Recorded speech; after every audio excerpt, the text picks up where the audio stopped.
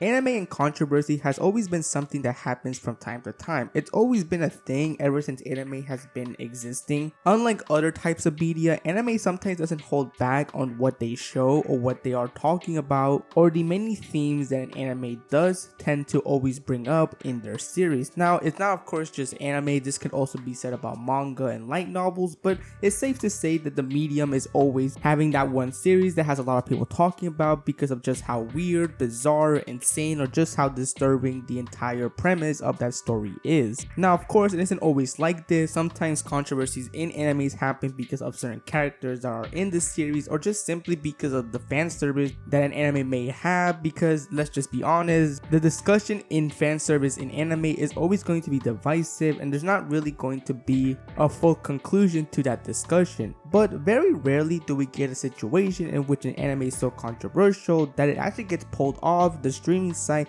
that you could have watched that certain anime legally. And this is something that a lot of times doesn't really happen, but this exact scenario happened in the year 2020. An anime that was so controversial that at the time the streaming site that it was showing it, after just a few episodes, decided to just simply get rid of it from their streaming service. And this is none other than the anime The Interspecies Reviewers, done by the studio Passion, in which if you have seen a ton of anime quite a lot, you would know that this studio is very well known for making, let's just say, very unique animes that you don't oftentimes see a studio go all out and not really mind showing a lot of, let's just say, wild things through and through. And this anime was no exception, as during this time when it was still airing, a lot of people were very quick to realize that this is not going to be your normal anime, as just the premise alone was enough for people to see that this anime wasn't going to hold back. As basically in a nutshell, this anime is about our main characters going into brothels and giving them reviews about their experience and how much of a good time they had. And shockingly, they actually get paid for these said reviews, since it seems that in this world a lot of people are interested in what these brothels have to offer. And since this takes place in a fantasy world, you obviously know full well that these brothels just don't contain only humans, as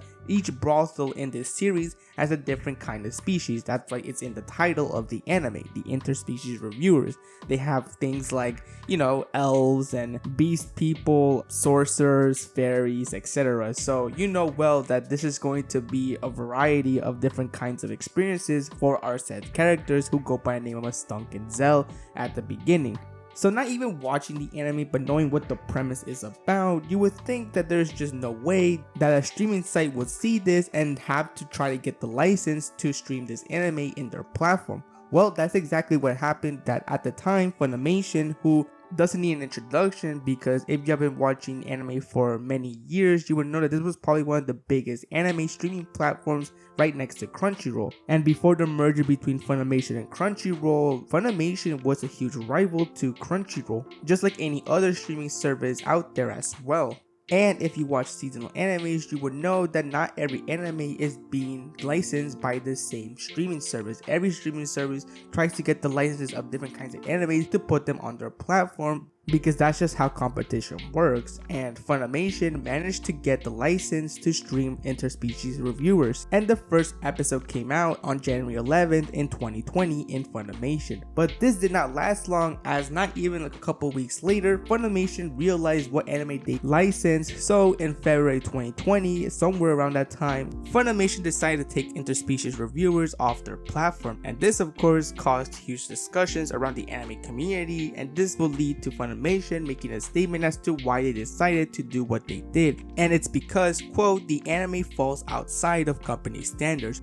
What that means is pretty much anybody to decide, as it's pretty vague as to what they were trying to say. But this statement from Funimation didn't stop from the conversation of still going on, as of course many people had questions as to why this was even a problem to Funimation, since at the time many people found out that at the time Funimation had even more weird animes in their platform, yet those were fine. But for some reason Interspecies Reviewers was the exception, and they got rid of it very quickly. Not to mention, as well as to some people were also confused as to how Funimation messed this up so badly, as how did they not see what kind of anime they were licensing before they decided to fully license this anime to stream it on their platform. Did they just simply look at the synopsis and thought that it wasn't going to be too bad, or did they just simply not bother to check even more deeper as to what this anime was going to contain and just how insane it was going to get as the episodes continue? But surprisingly, it wasn't just Funimation that pulled it off their streaming service. It was actually also Amazon Prime at the time,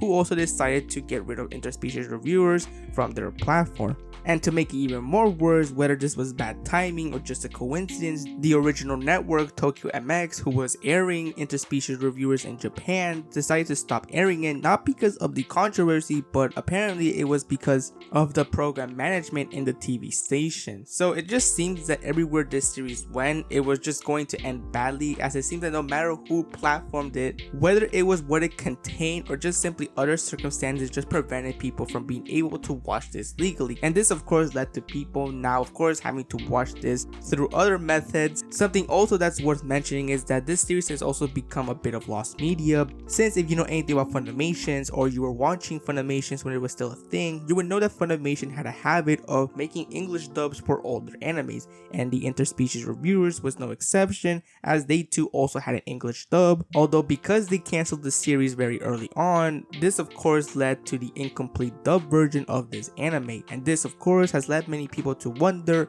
how many episodes of this anime were dubbed, as many people who actually were trying to find out, they only managed to find the first episode that was fully dubbed, yet the others are left unknown, and many don't even know if there's even a full completed dub version of this anime, or if they were in the works, but after the cancellation they were just simply kept in the vault somewhere to never be seen or be released ever again. So now you may be wondering as to why I'm talking about a controversy that happened almost 4 years ago. Well, that's because at the time I had no idea this much about the controversy, but now looking into it more deeper, I decided to check the anime myself to see if it was truly controversial and if Funimation made the right call to getting rid of this anime off their platform. And after watching all the episodes, all I have to say is I'm not really sure why this was simply the exception for Funimation, since I believe there's even much more wilder animes out there that also didn't hold back on what they showed. Yes, I do understand that the premise is weird and it's something that I feel like it's not for everyone, but at the same time they were very open about what this anime was going to contain, and they weren't going to hide of what they were going to showcase. I mean, even the first 2 episodes, it already really showed what this anime was all about and how this is going to be the pattern as the episodes go by. We see our main characters, Stunk and Zell, of course give their reviews of their experiences with many different kinds of species when they're having a good time. Later on, we get introduced to another character who is an angel who goes by the name of Cranvel, who let's just say is a very unique character of their own because they happen to have the body parts of both female and male. And that's all I'm going to say because you probably already know what that means, and I don't need to go further and go into full on detail as to what I'm trying to say here. So already with the characters, with the premise alone, I already knew that this was going to be an anime that wasn't going to be family friendly, and this is an anime that you should probably not show to people who aren't into these kinds of animes. And just when I think that it can't get more insane, it always somehow manages to surprise me. Like there's just one episode in I think it's episode 3 where they all go to this brothel where they could change genders for a brief moment, and they of course get to experience what it's like to be on the other side. Don't need to go further detail into what I mean by that. And then of course you have the classics, which is of course the kinks that are showcased in this anime. Now there's nothing wrong with people having kinks as long as you're not hurting anybody, but there are some kinks that they do showcase that are just straight up weird, and I can never really understand how there are some people out there who really are into these kind of things. And I never met people with these kind of kinks, and I'm glad I never will, and I hope I don't, because I don't want people to have some very strange kinks to be around me, because just no. Also, very briefly, I want to talk about a certain character of this series that really just stuck out because of what they were into, and this is a character who goes by the name of Kanchal. Now, out of everybody in this series, this character was really into roleplay. Now I know roleplay isn't anything new, people do roleplay, and I know people are into roleplay, and there's nothing wrong with doing roleplay depending on where it is, but Kanchal is something else because This character had no problems with doing certain role plays, even if they were messed up or really dark. This character just went along with it because they really like role plays. And when I mean that some of these role plays are dark, I really mean it, because some of these role plays contain, stuff like kidnapping and slavery and domination, etc. Something that you wouldn't think someone will be willing to participate in that kind of role play. This character has no problems doing it whatsoever. Not to mention that he's also a perfectionist, because he tends to always want to make sure that the roleplay is done right and to be in the moment, which just goes to show you how he really does enjoy this role-playing stuff. With all this being said though, putting all this to the side, it really is amazing sometimes to see how, despite this premise and despite these animes having these really weird plots and stories, some of these animes tend to always have some clean animation. I don't know why that's the case. I don't know if this is something that's always like something people pay attention to when watching these very wild animes or not, but despite everything that Interspecies Reviewers has, I have to admit that the color palette, the background, the visuals is stunning to see, and I do have to commend them for being consistent and having some solid animation. Now of course, some of the good animation is oftentimes in the other scenes, but even in just the normal scenes, they does look very stunning, so I'll give them that. At least they are consistent when it comes to their animation, because oftentimes you just love to see animation being done properly and it actually looks like they're putting effort, because that's just great to see, just animation being beautifully done, even if of course the said series that it's being done in is the one that you least expect for this animation to be solid. It's something that's worth commending, because I will always have a soft spot when it comes to beautiful animation, even if that said series where the good animation is coming from has a crazy premise containing crazy moments all the way through. And for those who are wondering if there's a story into this anime, I mean, technically there is, but really every episode it kind of has a repeated formula where it's the characters go to a brothel, they do their deed, and then they spend their time of course reviewing it. And one thing that's also worth mentioning as well is that oftentimes this could get repetitive, and I think they even knew that themselves, because they tried to find these very creative ways to, give these reviews, all of them having a very different, unique way of showcasing this said review. But if you're anticipating for this series to have some like character development, some very insane story arcs, then you're going to be disappointed, because that's not really what happens, since it's very obvious that this is not going to be a series that's going to be having this very deep message or these deep meanings or these deep themes. This is not one of those series, because as the name suggests, it's what we got. We got a series that involves characters giving reviews of their good time that they spend with different kinds of species. Yes, it's a very weird plot. Yes, I feel like no normal person will actually decide to create a story like this, but it exists, and we just have to come to terms that this isn't going to be the last time we will see a plot like this, because as you all know, in the world of anime and manga, we are going to get even more bizarre plots and bizarre storylines and bizarre characters and bizarre premises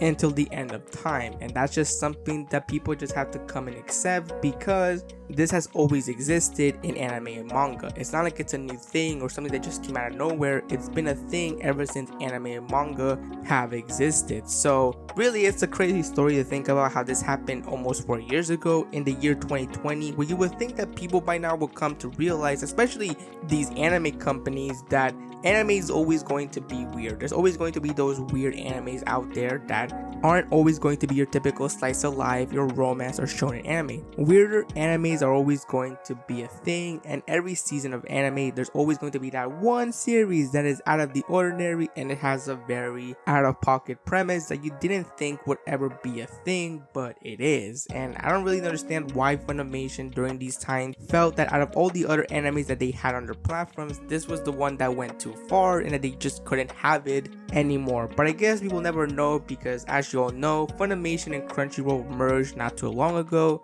meaning that Funimation is no longer a thing, and that basically Funimation has just now become a thing in the past. But yeah, that's basically my entire video. I hope you enjoyed it, and I'll see you next time.